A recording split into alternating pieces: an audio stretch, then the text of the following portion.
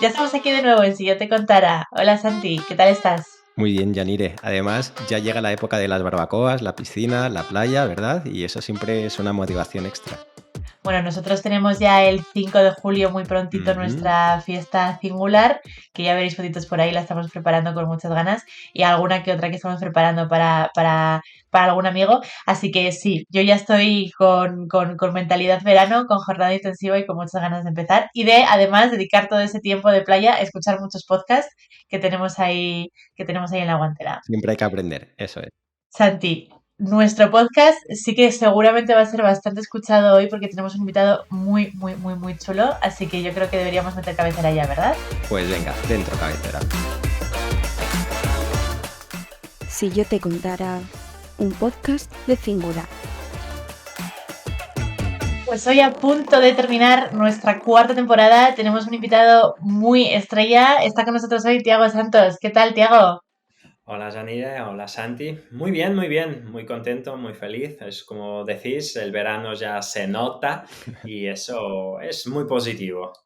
Eso siempre da un poquito más de alegría, ¿verdad? Hoy, Bueno, para los que no conozcáis a Tiago Santos, él es el número uno de HR Influencer en España, fundador además de HR Club y HR Community, y está estrenando desde hace muy poquito su nuevo puesto como VP of Community and Growth en Sesam. sí. Así que felicidades por tu nuevo puesto, Tiago. Felicidades, Tiago. Muchísimas gracias.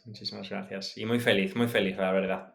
Bueno, te seguiremos de cerca como ya lo hacemos, pero cada vez más a ver las cosas nuevas Ujú. que están por venir. Genial. Tiago, vamos a empezar con esta entrevista con una pregunta, seguro que para ti muy sencilla. Sorpréndeme. Cuéntanos cuáles consideras que están siendo los principales retos para los responsables de recursos humanos en este 2024. Bueno, es una pregunta muy recurrente, una pregunta en que en las comunidades de directivos de recursos humanos que yo coordino se hace mucho, ¿no?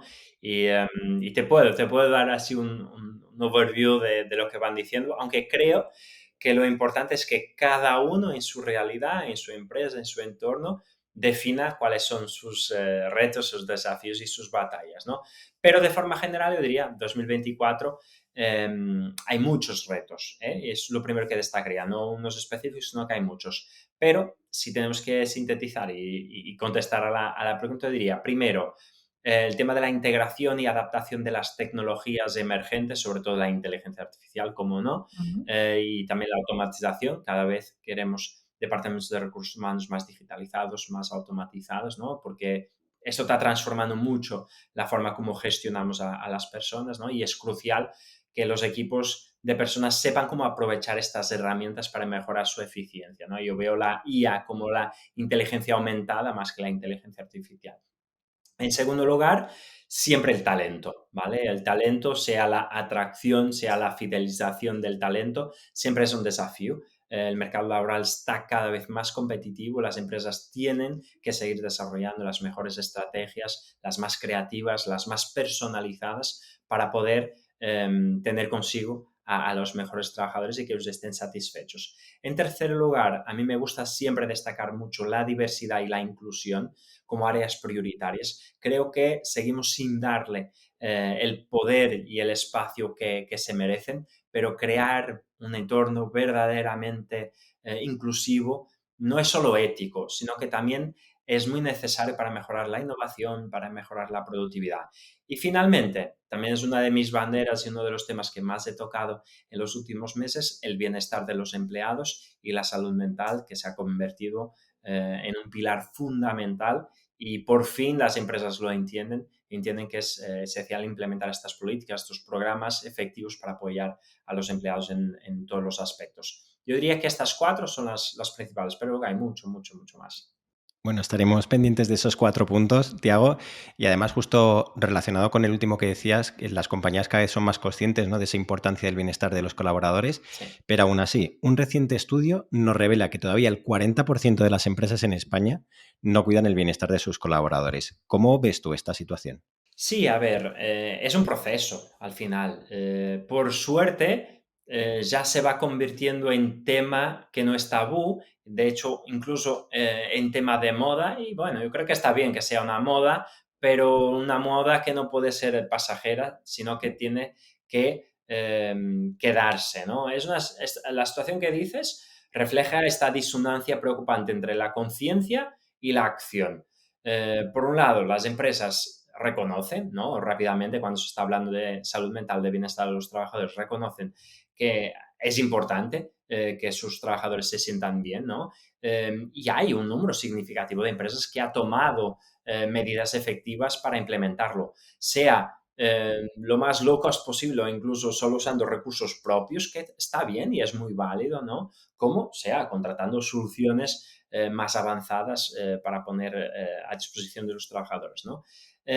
Pero, por otro lado, también hay empresas que aún no lo han, aunque lo consideran importante, sea por falta de recursos, sea por desconocimiento de las mejores prácticas o incluso, y eso es más preocupante, por subestimar el impacto del bienestar en la productividad y en la fidelización de los trabajadores, aún no ha avanzado, ¿no? Pero yo sí que creo firmemente que es fundamental que las empresas puedan comprender que invertir en el bienestar de los trabajadores no es solo una cuestión de responsabilidad social, sino que es una buenísima estrategia de negocio muy inteligente, porque el return on investment lo vas a encontrar muy rápidamente, ¿no? Basta entender que cuando un trabajador está mal, no va a producir, con lo cual, si está bien, desde luego va a producir mucho más y tienes el impacto en el absentismo, en la productividad y también en crear una cultura organizativa más positiva, que al final es lo que los trabajadores buscan en las empresas. Bueno, sin duda es un punto fundamental y de hecho es como un poco uno de nuestros propósitos, ¿no? El propósito de Singular está muy relacionado con eso y un poco lo que me estaba viendo a la cabeza mientras te escuchaba hablar era que me da la impresión de que todavía es muy probable que muchas empresas no estén tomando esas medidas para el bienestar Hmm. por la inversión que tienen que tener, ¿no? Muchas veces yo creo que se tiene un pensamiento de que eso va a ser excesivamente caro y que que no van a poder tener ese dinero. Pero como tú has dicho al principio, Tiago, es muy probable que incluso con los propios recursos internos que hay en la compañía se pueda hacer, ¿no? ¿Nos puedes dar Totalmente. así alguna idea de cómo hacerlo con un low cost, por ejemplo? Claro, mira, cualquier plan de bienestar o cualquier plan para mejorar la satisfacción de los empleados tiene un primer punto que es el entender cuál es la situación actual. Este es el primer paso. Más allá de decir, ay, voy a contratar esto, voy a hacer aquello. No, no, no, no voy a hacer, voy a preguntar, ¿vale? Saber tomar el pulso de la organización y entender qué necesidades tiene y qué les gustaría tener, ¿no? Y saber cómo están los trabajadores, si están motivados, si no están motivados, si están contentos, qué es lo que les gusta o no les gusta en la empresa, ¿no? Entonces, se puede hacer una encuesta de clima laboral de toda la vida, ¿no? Pero también se puede entrar más en estos pilares de cargas de trabajo, de prioridades, de cómo se sienten las personas, ¿no? Este es el primer punto y esto es completamente gratuito, lo puedes hacer con un survey directo a los trabajadores. Luego, viene la parte responsable como empresa, que es cuando preguntas, las personas contestan y cuando contestan tú tienes que actuar de vuelta, ¿no? Y ahí es cuando se empieza a establecer este diálogo y la inclusión, ¿no? Entonces, has de decir, vale, con todo lo que me piden, ¿qué es lo que sí puedo dar a corto plazo? Y decir, oye, esto vamos a hacer. ¿Qué es lo que a medio plazo te gustaría hacer? Y a corto plazo, para dar ejemplos concretos, porque creo que es lo más importante, pues vamos a hacer algunos talleres de concienciación a los managers para entender la importancia de hacer los one-to-one con sus empleados y que ellos puedan dar información de cómo están a nivel de cargas de trabajo, cómo están a nivel de estrés, de presión, ¿no? Y este taller puede ser dado por alguien de recursos humanos o por algún contacto que tengas. Estoy seguro que habrá profesionales que conozcas que están dispuestos a poder hacerlo sin ningún coste en tu empresa, ¿no?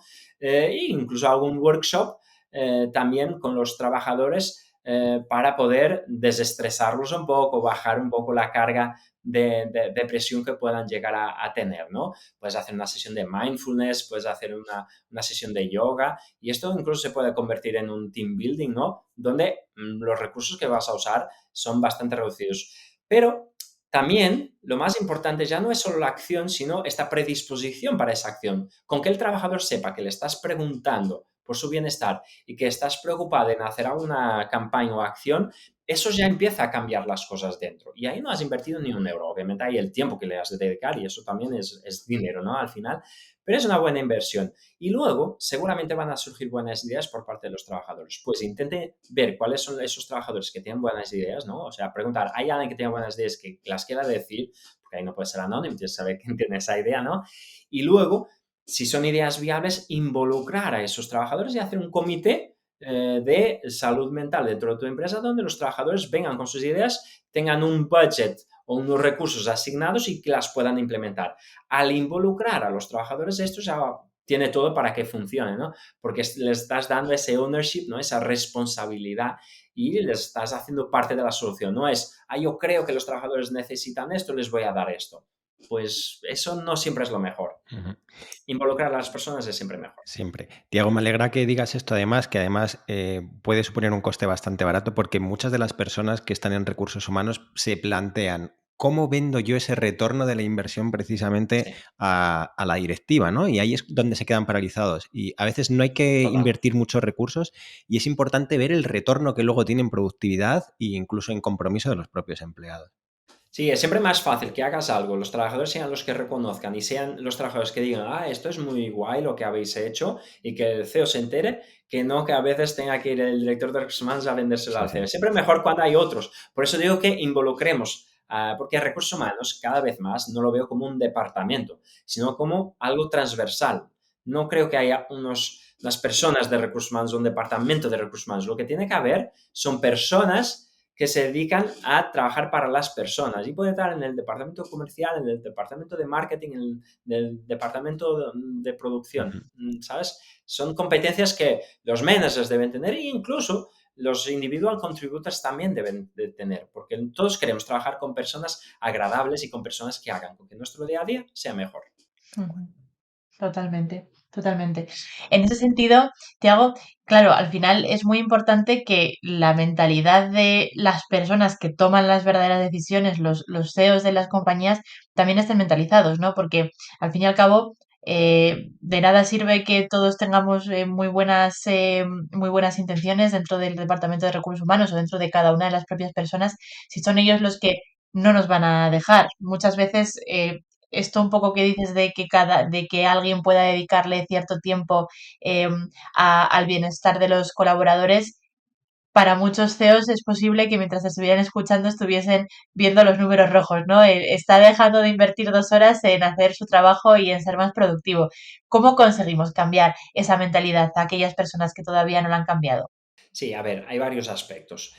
Primero que yo entiendo también que obviamente toda la decisión dentro de la empresa es una decisión que va al económico, ¿no? Y que tiene su impacto en el P&L de la empresa. Los departamentos de personas también los tienen que entender. Cada vez más los departamentos de personas usan los datos, ¿no? Al final, cada vez hay más empresas como Sésame que ayudan a que tú tengas la casa ordenada, digitalizada, que puedas sacar unos datos y al final las buenas decisiones se toman basadas en datos, en números, ¿no? Entonces, sí, es importante poder tener esa información. La información es poder, ¿no? No vayas a un CEO, a un decision maker diciendo, yo creo que debemos hacer esto. ¿Por qué? Y no hay nada que lo sostenga. Hombre, es Ujú. difícil. Solo con el good feeling convencer a alguien de que se debe hacer algo o solo porque otros lo hicieron que se deba hacer, ¿no? Eso es lo primero, basar la decisión en datos. Luego, obviamente, la estrategia que he dicho antes creo que es fundamental, buscar esos embajadores y esos prescriptores y esos recomendadores y esos supporters de lo que tú quieres hacer. Como en cualquier gestión del cambio, ¿no? Cuando tú quieres cambiar algo, buscas siempre cuáles son esas personas que están contigo y que pueden ayudar a los detractores o a las personas que tienen más objeciones a poder avanzar, ¿no? Que muchas veces es naturalizar el discurso, ¿no? Y hablar de forma muy sencilla y gestionar bien las expectativas, ¿no? Es decir, gestionar también las expectativas hacia arriba. Yo con el tema este del bienestar, yo creo que es muy sencillo cuando hablamos de recursos humanos. Los recursos humanos, incluso los managers, también los incluiría aquí, porque creo que también es su responsabilidad que sus trabajadores estén bien. Tienen una doble función, una hacia arriba y una hacia abajo, para que sea muy visual, ¿no? Es un efecto sándwich. Tú, hacia arriba, tienes que dar resultados. Y resultados en empresa es dinero, ¿no? Y hacia abajo jerárquicamente o como lo queramos ver, a los trabajadores tú tienes que dar felicidad, ¿no? Al final es lo que ellos más valoran, es felicidad, lo que está en su pirámide de Maslow más arriba, ¿no? Y entonces, claro, hay quien diga que el dinero no trae felicidad, ¿no? Pero yo estoy muy convencido que la felicidad sí que trae dinero. Una persona feliz es una persona que está más predispuesta a hacer las cosas y que las va a hacer mejor. Y si esa felicidad se convierte en mejor comunicación, en una cultura más positiva, eso va a potenciar la innovación.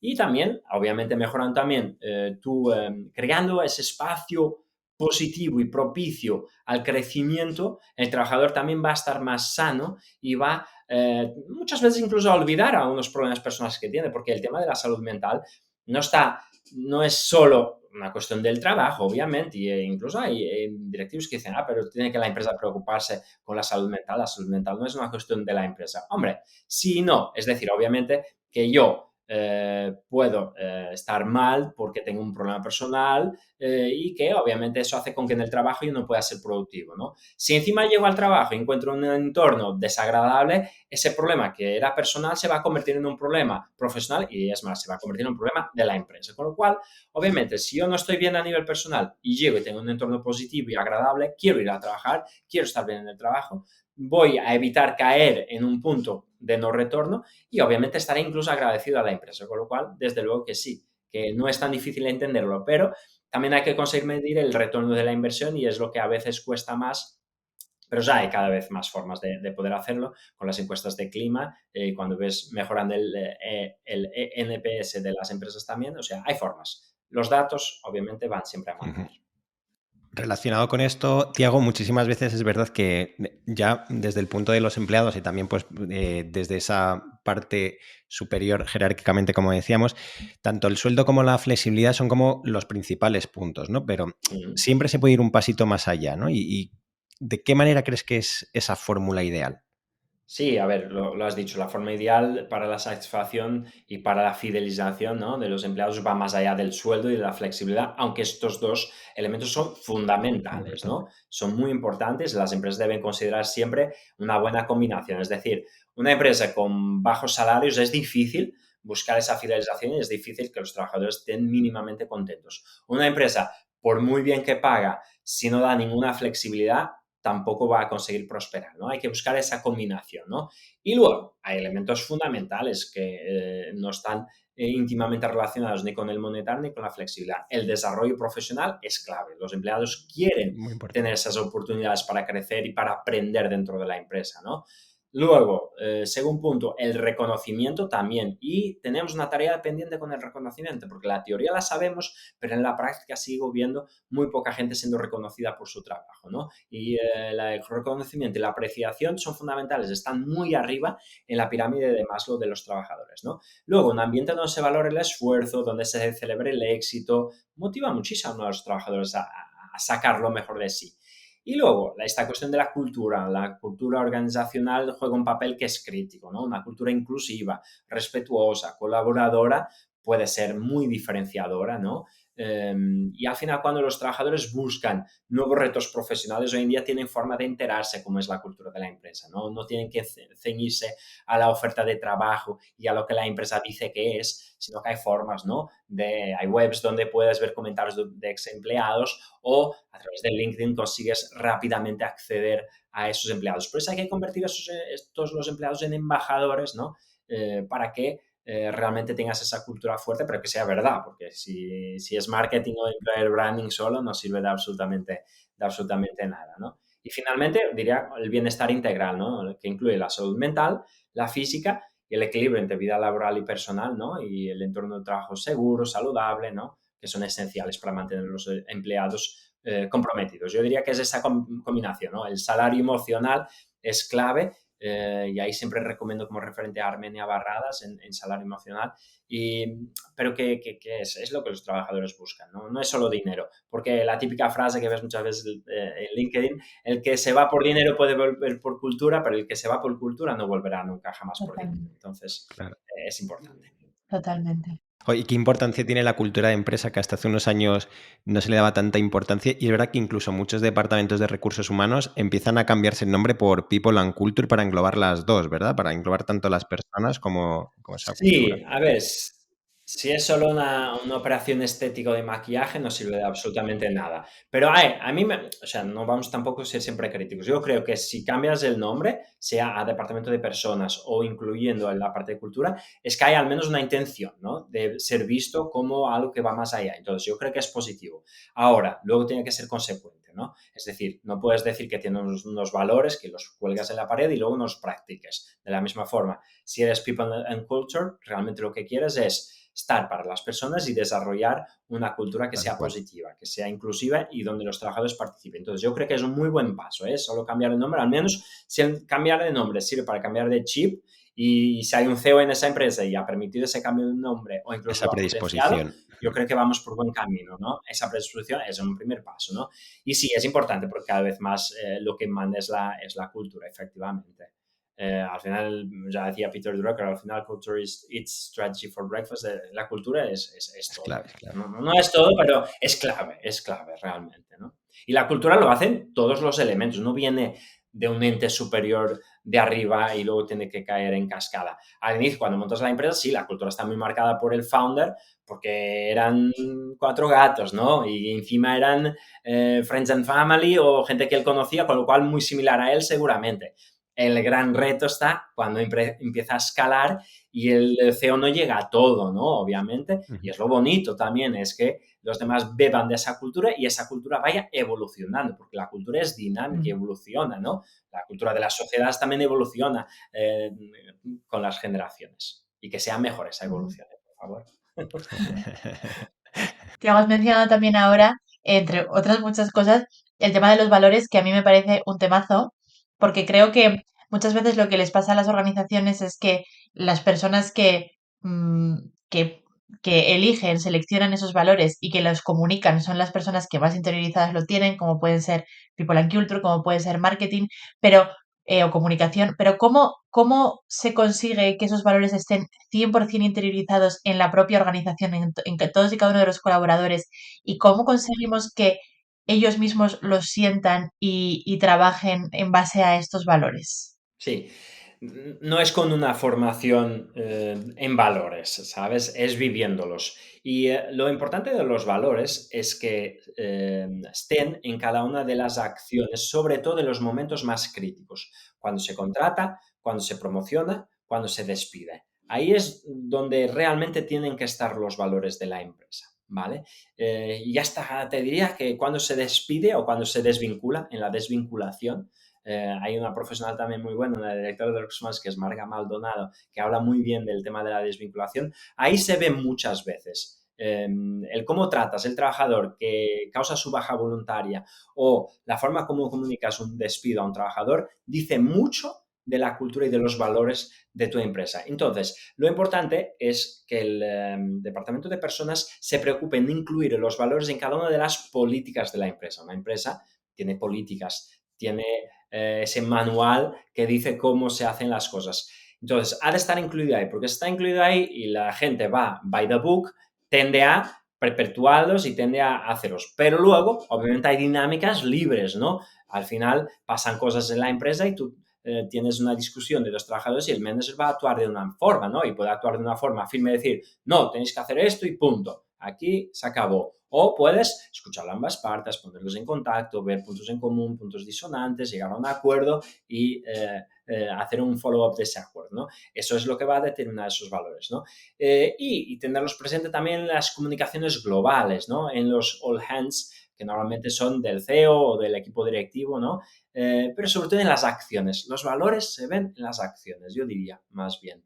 Pero tener las políticas ayuda a tener en mente cuál es ese mindset y ese encuadre en que queremos tener las personas, ¿no? Y va evolucionando. Yo creo vehemente que se debe hacer un check y un recheck de esos valores. Yo en una empresa cambié los valores de esa empresa. Porque entendía que los valores que estaban ya no reflejaban lo que era la empresa, que había evolucionado mucho. Hice una consulta a todos los trabajadores, los he involucrado, hicimos una decisión final y han salido de los ahora no recuerdo bien, pero eran 5 valores, creo, se han mantenido 2 y se han cambiado 3. Entonces hay que hacer también ese assessment para saber si esos valores siguen representando lo que la empresa es o no. Pero no lo que es para el CEO que ha elegido los primeros valores, sino lo que es para el conjunto de las personas. Porque tenemos una empresa de 100 trabajadores, ¿vale? Quitamos esos 100 trabajadores fuera de la empresa y metemos los 100 de otra empresa, esa empresa cambió. Aunque le aparezcan los mismos valores, pero ¿qué va a ser de lo que piensen, hagan o defiendan las personas que están dentro? Eso es lo que van a ser los valores. Totalmente, totalmente. Y precisamente por eso también esos valores, ese ejercicio de creación de valores se tiene que hacer conjuntamente, ¿no? O sea, se tiene que hacer Yo creo que sí. unas dinámicas diferentes para que cada una de las personas dé su opinión y ponga su granito de arena para después aunarlos y seguramente encontrarse muchas cosas en común que serán los que definitivamente serán los valores de la compañía. Sí, sí, y que no te preocupes que salgan muchísimas cosas, porque la diversidad es buena. De hecho, ya puede ser un valor en sí, Total. ¿sabes? Y es muy positivo. Pero sí, se trata, como dices, Janire, de buscar esos puntos comunes. Ujú, 100%, Tiago. Quería retomar también algo que has dicho hace un tiempito ya sobre el reconocimiento, Sí. porque es algo que sí que es verdad que tú ya has comentado que es como una de las tareas pendientes de muchas compañías y estoy totalmente de acuerdo contigo. Más allá de un reconocimiento salarial, en algún momento pues un bonus por algo o por una subida de sueldo más de lo esperado, X, más allá de hablar de números. Ujú. ¿Cómo se puede establecer una cultura del reconocimiento entre líderes, entre CEOs o entre los propios compañeros? ¿Cómo empezar con esto? Sí, a veces, si no, o sea, debería salir natural, ¿vale? Es decir, cuando alguien está haciendo algo bien, se debería reconocer y reconocer públicamente. Y si es de forma inesperada, mejor aún, Mm, ¿vale? Es decir, en reuniones globales, como he dicho antes, en que el CEO, el equipo directivo, está hablando de determinados proyectos, seguro que hay personas que fueron claves para ese proyecto y seguro fue un trabajo de equipo, pero hay personas que se han destacado. Pues ir mencionando a esas personas yo creo que es una buena forma, ¿no? Hoy en día incluso las redes sociales tienen un peso muy grande en todas nuestras vidas, personal y profesional, ¿no? Y LinkedIn se ha convertido en una red social profesional y es un buen sitio, un buen espacio incluso para reconocer el buen trabajo que hace. Y ya no digo solo un compañero de trabajo, o sea, mm, fomentemos esta cultura del reconocimiento incluso hacia trabajadores de otras empresas, hacia proveedores, hacia clientes también, recomendando sus servicios y recomendando el trabajo que han hecho también, ¿no? Es una forma pública de hacer esos reconocimientos que ayuda mucho. Y luego también usar los espacios que nos proporcionan las vías de comunicación hoy en día para poder también reconocer. Hay prácticas comunes en empresas que todos los viernes tienen un momento para reconocimiento público y yo puedo reconocer el trabajo de algún compañero mío, ¿no? Y es muy interesante que se pueda hacer, ¿no? Va mucho de hablar y de exponer, va mucho de palabras. Las palabras tienen un poder brutal y yo creo que va mucho de eso. Y va mucho también del inesperado. Cuando reconoces a alguien que no se lo está esperando, es muy bonito y es muy ujú, bueno, ¿no? Pero también va de que los trabajadores reconozcan el trabajo de los líderes para que los líderes puedan ser cada vez mejor líderes y que los managers puedan ser...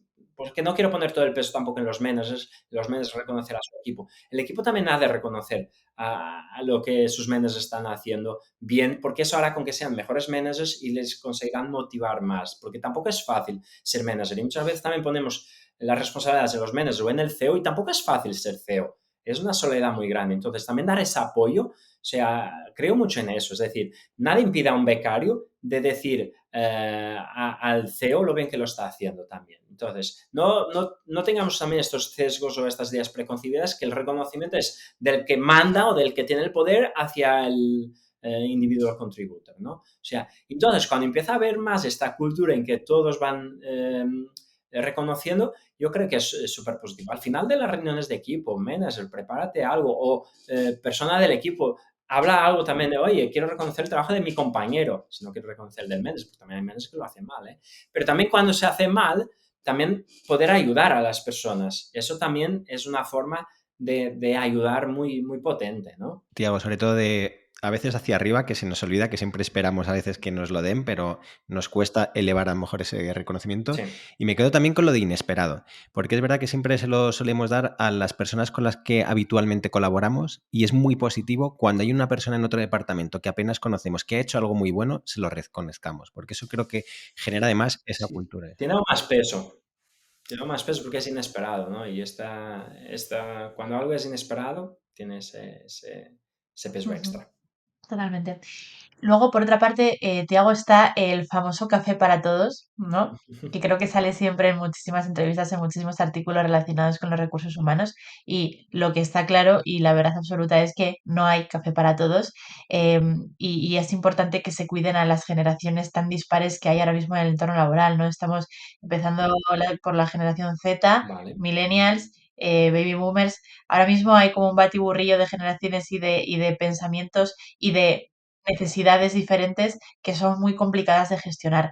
¿Cómo podemos abordar esto y cómo nos aseguramos de que estamos escuchándoles y dándoles lo que necesitan a todos ellos?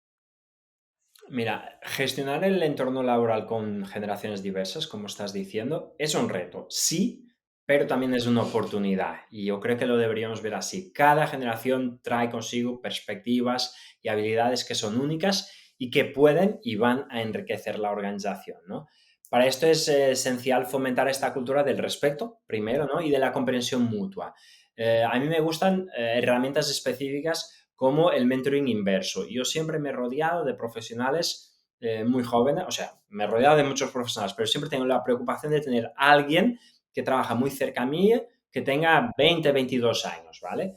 Yo ahora estoy en una edad buena porque estoy ahí en medio, ¿no? Para los muy juniors yo soy el senior y para las personas que tienen realmente una amplia experiencia me quieren escuchar porque soy como el de la nueva generación, ¿no? De la generación siguiente y siempre tenemos esa preocupación cuando vamos creciendo profesionalmente de entender cuáles son las inquietudes de la siguiente generación, ¿no? Las empresas tienen que implementar programas de mentoría inversa desde mi punto de vista. Tanto los jóvenes más experimentados pueden aprender de los más seniors, como los más seniors pueden aprender de estos jóvenes. Incluso también te diría, cuando alguien muy joven o nuevo en tu empresa, más allá de la edad, porque la edad, esto también en casa ya en generaciones a veces tampoco es muy cierto, ¿no? Pero cuando alguien con una apertura, una visión fresca, porque acaba de entrar a la empresa, está ahí, es una gran fuente de información. Tú debes preocuparte en tener información de esa persona. Yo siempre digo, cuando hago el onboarding de alguien nuevo en la compañía, de, oye, todo lo que pasa esta semana, cuéntame cosas. ¿Qué has visto que te pareció raro, diferente? ¿Y qué cosas has visto en otras empresas que crees que podríamos implementar aquí? Entonces, son muchas las oportunidades. Y luego también diría que las nuevas generaciones, que siempre tenemos a cargarles la responsabilidad de todo lo malo que está pasando, yo creo que han hecho mucho, ¿eh? Mucho, mucho. El tema de la salud mental que comentábamos al inicio se debe mucho a que las nuevas generaciones lo vean como algo mucho más normal, mucho más natural. Y hoy en día, si ves en tu trabajo a alguien que a las 18 dice, es que tengo que salir pitando porque tengo que ir al psicólogo, esto no lo escuchabas hace 10 años, incluso hace 5 años no lo escuchabas. Esto es gracias a las nuevas generaciones que han naturalizado algo que realmente es natural, ¿no? Tú puedes decir que te ibas pitando porque ibas al gym o a buscar a los niños o lo que fuera, pero para ir al psicólogo no lo dirías. Y yo esto lo estoy escuchando mucho. Entonces, han hecho mucho las nuevas generaciones por la flexibilidad, por el life-work balance y por el tema del bienestar, porque al final algunos se han impuesto y no veían normal, que era lo que me pasaba a mí. Yo cuando empecé a trabajar, yo solo iba a casa después de mi manager. Nunca jamás en mi vida yo pensaba irme a casa si mi manager no había ido a casa. Y mi manager iba muy tarde a casa, porque trabajaba en una Big Four. Entonces, hoy en día no estás pensando que si te vas justo a la hora vas a ser visto como un trabajador no comprometido y que no ha hecho su trabajo. No, no, no, no, no. Esta flexibilidad se debe a estas nuevas generaciones. Pensar en la salud mental se debe a las nuevas generaciones. El cuestionar las cosas y con eso buscar innovación y avances se debe a las nuevas generaciones. Entonces, yo estoy muy agradecido a las nuevas generaciones. Hay quien defiende, no están comprometidos, tal cual. Bueno, quizás han evolucionado mucho los jóvenes y las empresas quizás no han evolucionado tanto. Luego, y para terminar esta parte, sí, la personalización de las políticas de trabajo es importante para que cada generación se sienta escuchada. O sea, hablar de paquetes o planes de jubilación a un joven de 25 años le da absolutamente igual, obviamente. Y a lo mejor hablar de una posibilidad de determinar... No quiero encasillar porque voy a decir y ya parece mal, pero digo, hablar de gimnasio a alguien, un trabajador de 55 años, bueno, ¿por qué no? Pero a lo mejor no es lo que más valora, ¿no? Pero a lo mejor tampoco lo valora uno de 22. ¿Y para qué tienes que ofrecer gimnasio a todos? La clave está en yo hasta diría la hipercustomización, y la inteligencia artificial nos ayuda a eso. Pero yo veo esto, una carta que tú puedes elegir, no es un menú cerrado, es una elección a la carte, que tú ves diferentes cosas y vas combinando según lo que a ti te interesa. Yo tengo un hijo, me interesa tener beneficio de retribución flexible con la guardería porque me ahorro un buen dinero con eso, pero el que no tenga hijos no le importa. Y el work... y hablando de hijos, que es una cuestión también que quiero dejar muy claro. El conciliar y el work-life balance no es solo para los que tienen hijos, ¿vale? Porque no todo en la vida es tener hijos. Y ya no voy, porque ya es que ni puedo decirlo, ya no voy, no es de mujeres, porque ya queda ahí. Pero es que quiero decirlo también porque hay empresas luego que la mujer concilia. Y eso ya me parece una absurdidad en el día de hoy, pero completamente absurdo, ¿no? Pero ojo que vivimos a diferentes velocidades. Pero ni siquiera es solo para el que tiene hijos y tiene que ir a buscarlos al cole, ¿vale? Porque si no tienes hijos y quieres estar con tu perro, ese es work-life balance. Y si no tienes perro y lo que quieres es ir al gimnasio, ese es work-life balance. Y si lo que quieres es tumbarte en el sofá y descansar, porque es lo que te apetece, o tomar unas cervezas con tus amigos, eso es work-life balance, ¿vale? Bueno, estoy diciendo work-life balance, equilibrio de vida personal y vida profesional. Sí, sí. Porque tú decides lo que haces con tu tiempo, ¿vale? Entonces, no es claro, vino por la maternidad y luego la paternidad y todo. Y está bien que se equiparen la paternidad y la maternidad y eso ayuda, pero no es solo para que esas personas los beneficien, ¿no? Y es importante también entender esto. Es vida personal y personal es de la persona. Es lo que ella decide hacer. Vamos, se tenía que decir y se dijo, vamos, yo te lo agradezco mucho porque Se dijo. Sí, no, es que es fundamental. Pero también te digo que lo veo diferente desde que soy padre. Entonces, bueno, quizás eso me ha ayudado. Y antes no lo veía tanto así. Pero cuanto más lo hablemos, más lo va a ver un joven de 22 años que está empezando y va a exigir también lo suyo claro, de work-life balance. Porque es importante. Porque a lo mejor el viernes por la tarde tendrá que salir antes porque tiene un viaje de desmadre con sus amigos. Pues sí, se lo merece. Y no tiene que explicar por qué es, obviamente. Claro. No estoy diciendo... Igual que el que tiene hijo me debería decir que es por el hijo, luego tampoco tiene pues, que para explicar que es para hacer lo que le dé la gana, ¿no? totalmente, totalmente, Tiago. Justo. Bueno, yo quiero hablar de la inteligencia artificial, por supuesto, pero un poco antes de eso sí que Pero, quería preguntarte, porque también justo escuchándote esto y hablando de la generación Z, un término que se está hablando últimamente mucho es el famoso quiet quitting, ¿no? Que es un poco, está relacionado con que los jóvenes ahora están buscando otro tipo de forma de trabajar, ¿no? Y como que lo que se está diciendo es que ellos están como evitando ascender o evitando llegar a puestos de responsabilidad. Pero quería preguntarte sobre eso porque mi opinión personal es que no es que estén evitando ascender o llegar a puestos de responsabilidad, es que quieren llegar a esos puestos en algún momento, por supuesto, convertirse en líderes, pero sin tener que estar casados con su trabajo y sin tener que estar 24 horas al día pensando en el trabajo. sí, ¿Qué opinas tú sobre esto? sí, es tal cual dices, porque vivíamos condicionados por un concepto que es que el éxito era tener un nuevo puesto de trabajo y cobrar más dinero. Y el éxito ha estado muy asociado a ese concepto de promocionar, por un lado, y cuando decías a tus padres, me han promocionado el trabajo, de la primera que te preguntaba, ¿ahí te pagan más? Entonces, nuestros padres venían mucho con lo de pagar más. Estás haciendo bien, te tiene que pagar más tu jefe. Era el jefe y te pagaba más. Luego venimos el ex, no, me han dado una posición muy chula y tal, y te paga más. No, da igual, pero ahora soy importante en la empresa, ¿no? Y ahora ya no es eso. El éxito y el líder no tiene por qué ser el que está arriba en la jerarquía de la empresa. De hecho, las empresas tampoco tienen tanto una pirámide ahora mismo, ¿no? Pero el líder es el ejemplo a seguir. Y el ejemplo a seguir puede ser tu compañero de al lado, que no tiene responsabilidad por ningún departamento, ni nadie le reporta de forma directa. Pero cuando yo tengo una duda, es a él que le pregunto. ¿Por qué? Porque es bueno en lo que hace. Y le reconozco que es bueno en lo que hace. Y me interesa rodearme de los que son buenos en lo que hacen, más allá de la posición que ocupan.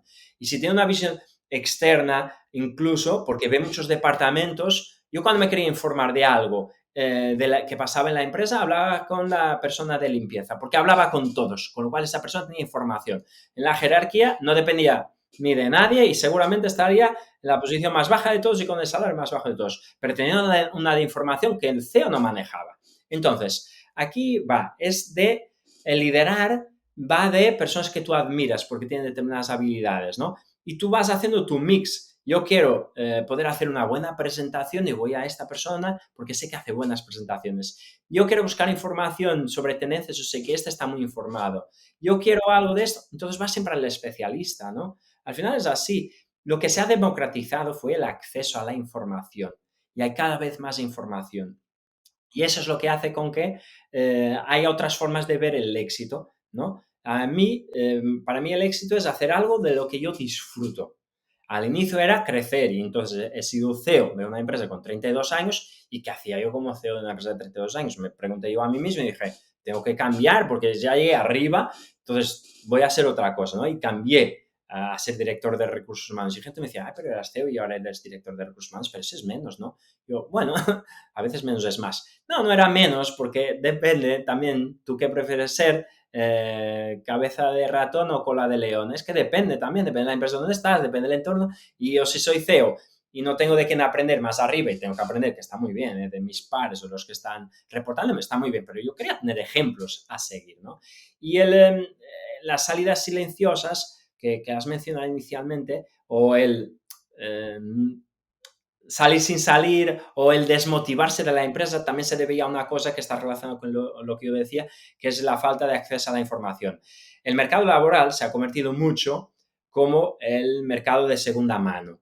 ¿Por qué? O de los coches usados. ¿Por qué? Porque había diferente información del de que compraba y el que vendía. Es decir, la empresa tenía toda la información. Sabía exactamente lo que estaba ofreciendo. Y encima le ponía o vendía una magdalena como cupcake. Entonces, le metí el employer branding, que se ha puesto de moda, ¿no? Y ahora entonces con inteligencia artificial, que tocaremos al final, todas las empresas son perfectas porque lo meten en ChatGPT, mejórame esto, pon esto, y todas las empresas son Google, ¿no? Porque son fantásticas. Entonces, ¿qué pasaba? Que el que estaba fuera tenía una tarea que era muy ingrata y muy injusta, que era comparar una empresa donde conoce todo, que es la empresa donde está, las cosas buenas y las cosas malas, con la empresa perfecta. Y, como se dice, the grass is always green on the other side. La gallina de mi vecino siempre mejor que la mía, ¿no? Y encima se me la están viendo y yo no sé lo que pasa ahí, ¿no? Entonces, claro, tú acabas bien, es como si tú tienes una pareja que tú sabes que tiene muchas cosas malas y te viene una persona y ves otra en Tinder que es perfecta porque ahí se vende perfecto, ¿no? Como se va a vender en LinkedIn la empresa. Pues tú te sientes tentado a ir, ¿no? Luego cuando ya cambias de pareja y vives con ella, sabes que al final a lo mejor la ex estaba muy bien y estabas muy bien y eras muy feliz, ¿no? Entonces, esto se ha democratizado con acceso a la información, ¿no? Tienes un Glassdoor donde puedes ver comentarios o vas preguntando. Y cada vez más te fías menos de los anuncios y te fías más de las experiencias de las personas que lo han tenido.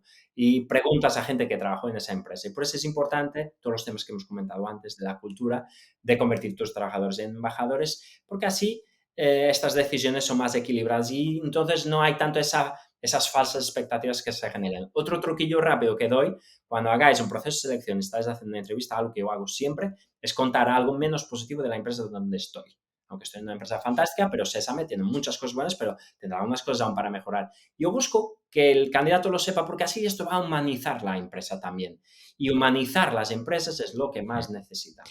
Tiago, hemos hablado muy ligeramente sobre el tema estrella del año, que es la inteligencia artificial. Y claro, aprovechando que tenemos hoy una gran estrella como tú, un gran referente dentro de los recursos humanos, queríamos preguntarte, pues, ¿cómo crees que va a afectar a la empleabilidad en general? Bueno, está afectando, obviamente el mercado laboral se está cambiando. A mí, os ya he dicho, me gusta ver la IA como inteligencia aumentada y no como inteligencia artificial, ¿vale?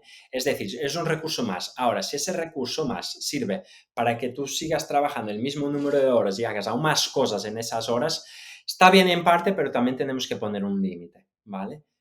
Porque no somos máquinas, somos humanos, ¿no? Entonces, está cambiando. Hay, obviamente, funciones que van a desaparecer o están desapareciendo. El primer paso que todos estamos dando con inteligencia artificial es en la producción de textos y de contenidos.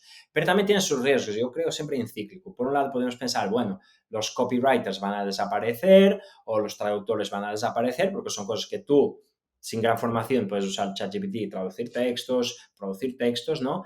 Pero luego, cuando todos sepamos usar la IA de la misma forma, se va a transformar en commodity. Y entonces, obviamente, el que mejor lo sepa usar va a poder sacarle más provecho. Y un copywriter, que ya es copywriter, que tiene una buena formación y encima sepa usar la IA, siempre va a ser mejor que un profesional de recursos humanos que quiere hacer textos y usa la IA para hacer textos. Al final, es una herramienta. Pero herramientas que hemos tenido toda la vida también. El Excel ha sido una herramienta y había quien usaba Excel para escribir como si fuera un Word y escribía texto por todo lado. Había quien usaba Excel para hacer unas tablas y poner la información ahí más ordenada para poder hacer filtros y tal. Y había quien usaba Excel y hacía tablas dinámicas y había quien usaba Excel y hacía macros y básicamente estaba programando en Excel, ¿no? Entonces, siempre va a haber diferentes niveles como el idioma. Hay quien tiene diferentes niveles de inglés y con diferentes niveles de inglés puedes impactar más o menos en una reunión o en tu trabajo. Entonces, está cambiando y va a seguir cambiando, pero lo que ya se está diciendo y que es verdad, la IA no es que vaya a sustituir tu trabajo, quien va a sustituirte a ti en tu trabajo es alguien que sepa usar la IA. Eso es lo importante. 100%. Tiago, estamos a punto de terminar. El tiempo pasa muy rápido cuando charlamos sobre este tipo de temas, pero siempre me gusta terminar las entrevistas con una última visión de futuro, ¿no? De nuestros invitados. ¿Cómo ves el futuro de los recursos humanos de People and Culture en los próximos años? ¿Cómo crees que va a evolucionar? Sí, está evolucionando mucho. Es lo que decía, es la tendencia humanista. Departamentos más humanos y humanos menos departamentados. Es decir, no es un departamento de recursos humanos, es una función de personas. Es horizontal, no es vertical. Y luego otra tendencia, y por eso yo intento ser siempre el primero en algo o empezar con algo. En Sésame estoy en cuestiones de comunidad y crecimiento porque creo mucho en el poder de la comunidad y creo que en recursos humanos, porque yo que gestiono una comunidad de directivos de recursos humanos, creo en ese poder de la co-creación. Creo que esto se debe llevar a las empresas, la co-creación, el entender las necesidades comunes, en preguntar directamente a las personas en qué te puede ayudar y explicar en qué yo suelo ser bueno también y cuáles son mis superpoderes, ver las propuestas de valor y que entender que el todo siempre será mayor que la suma de las partes, porque se crea algo cuando empezamos a poner las personas en contacto y cuando ellas empiezan a hacer algo conjunto. Tienen muchísimo poder las personas. Las personas son, al final, el poder y el tesoro más grande que tienen las empresas. Sin duda alguna. Nos quedamos con esta bonita reflexión final que queda muy, muy bonito para terminar este episodio. Muchísimas gracias, Tiago, por habernos sacado un huequito para nosotros. Yo creo que hemos aprendido muchísimo y creo que cualquier persona que nos esté escuchando tiene la cabeza ahora revolucionada con muchísimas cosas que puede empezar a hacer en su organización. Muchas gracias por visitarnos. Gracias a vosotros por todo lo que hacéis y por compartir tanto, porque compartir es vivir y hay que seguir viviendo y ser muy feliz. Seguiremos compartiendo. Muchísimas gracias, Santi, por supuesto, por acompañarme. Y muchísimas gracias a todos los que nos escucháis. Somos Si Yo Te Contara. Estamos en Spotify y en YouTube. Y también estamos en LinkedIn como Singular y en hola@singular.es. Nos vemos en la próxima.